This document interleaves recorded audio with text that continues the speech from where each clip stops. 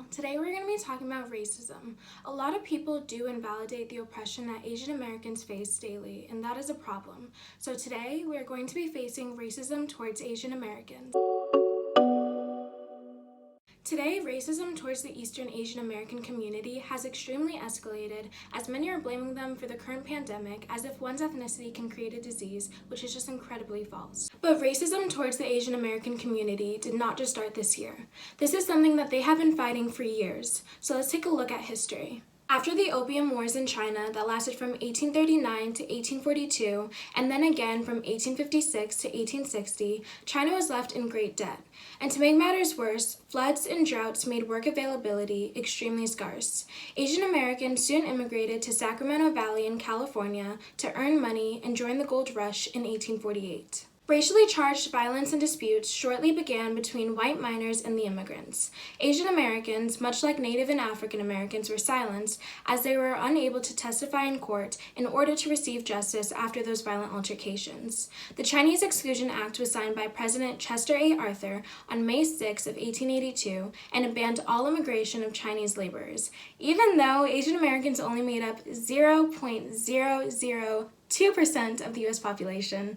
White nativists and supremacists wanted to maintain racial purity and curb the influx of Chinese immigrants. The Geary Act of 1892 was proposed by California Congressman Thomas J. Geary, and it extended the Chinese Exclusion Act for another 10 years, while also making it harder for Eastern Asian immigrants to immigrate into the United States. By 1902, there was a sharp decline of Chinese immigrants. The Immigration Act of 1924 excluded other undesirable groups such as Middle Easterners, Hindu and East Asians, and the Japanese. The Exclusion Acts left a serious impact as Chinese immigrants and even their American-born families were ineligible to receive citizenship. During World War II, white nativists began to spread xenophobic concepts about Asian Americans' uncleanliness and uncivilized bodies, specifically Filipinos, as many believed their bodies would carry disease. Sounds an awful lot like today. This ideology was also used to justify colonizing Asian land. Southern Asian Americans also faced racism as Sikh immigrants from the Punjabi region immigrated into the Pacific Northwest and California region. White laborers and exclusionists named this mass immigration as the Hindu invasion. And in 1917, Congress declared India as a part of the Pacific Barred Zone of excluded Asian countries. By 1924, Filipinos, Indians, Koreans, Japanese, and Chinese were denied citizenship, prevented from marrying white Americans, prevented from owning land, and were basically legally excluded. Between 1910 and 1940, Asian Americans were detained in Angel Island in San Francisco. Today, Angel Island symbolizes anti-immigration discrimination, which in a way does contradict with Ellis Island. Asian Americans suffered through medical examinations without consent, and even had to answer these incredibly detailed questions such as, who lived in the third house of the second row of your village? Any incorrect answer led to immediate deportation, and what's more shocking is that Asians were unable to immigrate into the U.S. as a family until 1965. That's only 55 years ago. In the Hirabayashi v. United States and Korematsu v. United States cases, the Supreme Court decided that anyone of Japanese descent must be in their homes between the hours of 8 p.m. to 6 a.m. Now let's talk about the model minority ideology. A model minority is a minority demographic whose members are perceived to achieve a higher degree of socioeconomic success than the population average. For example, when you've thought something like, all Asians are smart and become doctors, that's an internalized microaggression influenced by what we view in TV shows and movies. Think about the last time you watched something with an Asian character not being some wicked genius. You may think model minorities are a great thing for ethnic groups as it's a positive stereotype, but I'm here to tell you it really isn't. Originally, the model minority ideology was used to silence Black and brown cries for improved treatment. Today, it paints Asian Americans as intelligent, mathematical geniuses, musical prodigies, and in general, immigrants who have achieved the American dream. But much like how one's ethnicity cannot create a disease, intelligence is also not created by one's ethnicity. Yes, 50 to 80% of intelligence is genetic. However, that still doesn't give a reason to classify an entire ethnic group. The high expectations put on Asian Americans lead to self-doubt and serious psychological problems, as suicide is the second leading cause of death for Asian Americans aged 15 to 34. The monominority ideology also discourages Asian Americans from seeking help, as society perceives them as perfect people with zero problems, which is just false. Now let's talk about workplace discrimination. About 30% of Asian Americans have reported discrimination, which is the highest reporting, as African Americans are second at 26%. This is instigated by the fact that many would rather have Asian Americans play a subordinate role in the workplace, because connecting back to microaggressions and stereotypes, many believe that Asian Americans are most fit for technical competence positions rather than leadership and management.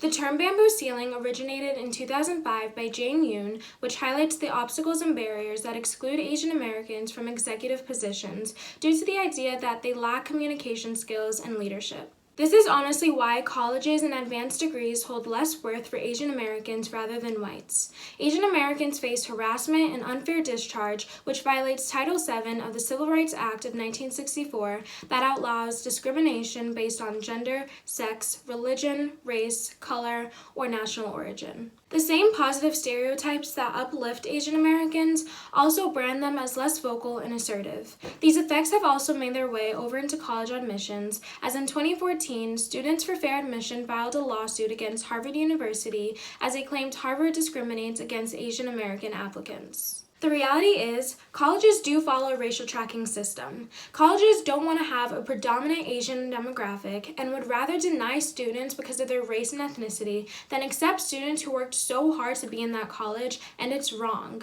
College admissions clump Asian Americans together, as they're already expected to have outstanding grades and SAT scores due to the model-minority ideology. This creates more damage, as Asian Americans are now judged on a higher pedestal as compared to the applicants of other races and ethnicities, and it's completely unfair. Because of this higher pedestal, Asian Americans are now forced to stand out of a pool of other Asian applicants rather than standing out of the other applicants. Because of this, Asian Americans are restricted from educational opportunities that they do deserve. I will be linking down more information down in the description box. With COVID-19, racism towards Asian Americans have been made much more visible. We have politicians calling it Kung Flu, Chinese virus, and the Wuhan virus, rather than the three already provided names by the CDC that include coronavirus, COVID-19, and SARS-CoV-2. In Italy, the governor even stated how Italians need to pay culturally strong attention to hygiene, washing hands, taking showers, whereas we have already seen the Chinese eating mice alive. In Brazil, the education minister tweeted how this is all part of the Chinese government's plan for world domination. The xenophobic talk from leaders has instigated increased violence and threats towards Asians. If you are from China, I'm surprised they even let you over here. Why are they being racist to us? We don't even have the coronavirus. So move.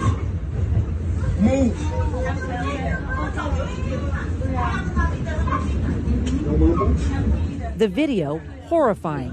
An Asian American minding his own business as a total stranger berates him before spraying him with Febreze. Before lockdowns were put in place, Asian-owned businesses were severely hit first before others, as many refused to eat Chinese food and buy items from shops that were owned by Asian Americans. We need to understand that racism towards Asian Americans has always been an issue. It did not just start this year. We need to fight for justice for Asian lives. So here's what we can do. Educate yourself. I know I say it a lot, but education is key. 3 months ago, the majority of my peers believed that coronavirus originated from someone eating a bat, which was false. We need to educate ourselves to spread truth and not racially biased ideas. Microaggressions are as much of a problem as outward racism.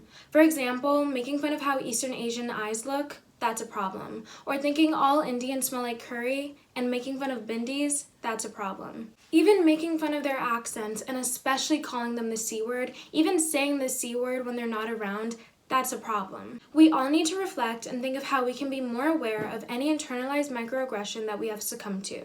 Be mindful and catch the impulse. Does what I'm thinking or wanting to share generalize an entire group of people? Support Asian Americans advancing justice. Link will be down in the description box. Spread awareness about the Asian Pacific Policy and Planning Reporting Center, where not only Asian Americans, but witnesses like me can report any incidents of hate speech, violence, bullying, and harassment towards the Asian American community. Together we can do this. Together we can bring justice and create a system that advocates for everyone.